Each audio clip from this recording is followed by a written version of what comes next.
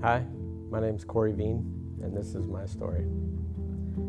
I grew up here around town in the Norwalk area. We went to a Methodist church as a kid. I remember always going every Sunday with the family. We'd sit in the exact same spot. My mother was the one who really was faithful and very Christian oriented. She's the one that's been pushing me my entire life. Even though she's gone, she's still pushing me. And then over time, when I grew up and went to college, I kind of drifted away. Never really got involved with the campus church there.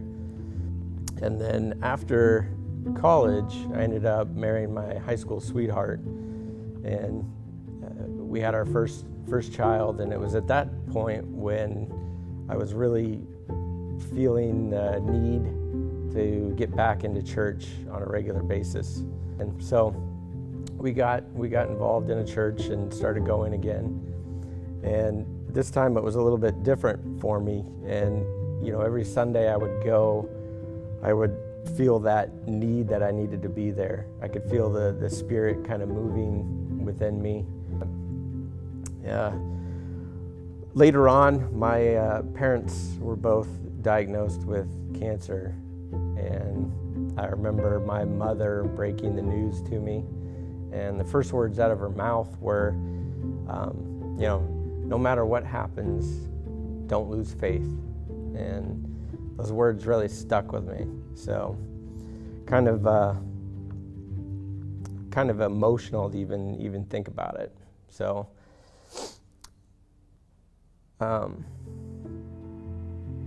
just a sec.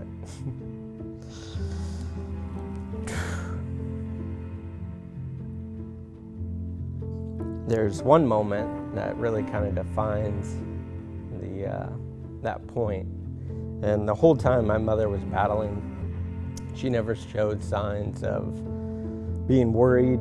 She was always optimistic, more worried about me and the family and the kids and what's going on there. And there was one time when I was out of town and my phone rang and it was her. And I could tell things were different, and she was sort of sad, and I could tell she was feeling scared. Came home, packed up the kids, and rushed over there. And all she wanted was for me to just sit there and read the Bible. So started reading Bible verses that she would call out by name. 2 Corinthians 7 was a big one. So I know she wanted to have that verse of, finishing the race, getting there. And going through it at the time, I was just I was there going through the motions, and it didn't really hit me until later on. This is the first time I've talked about this. This is tough.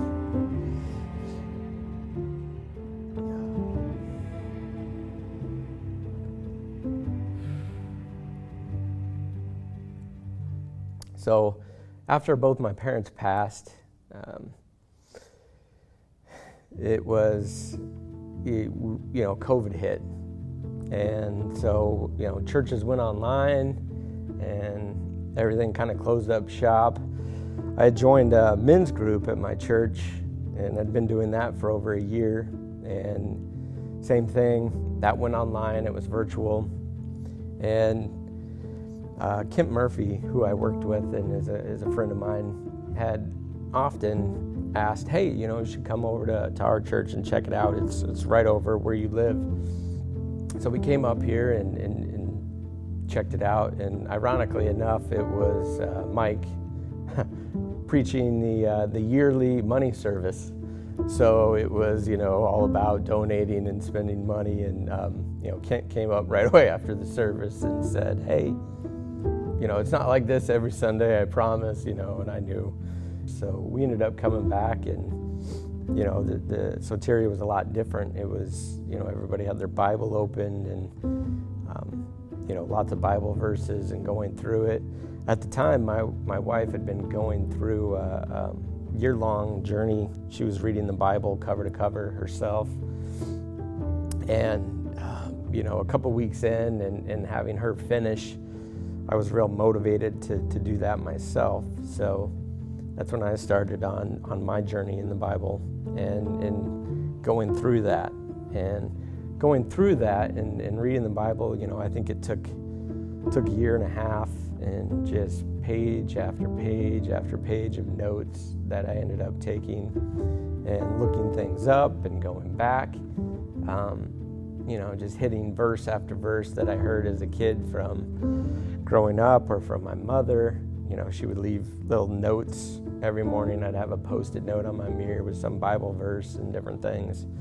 I knew he had died for our sins as a kid growing up, but it never really hit me until after reading the Bible and diving into the Word. And then it just kind of, each day more and more light bulbs would just go off, and I would talk to my wife about what I had read, and just like, man, it was just all clicking on all cylinders.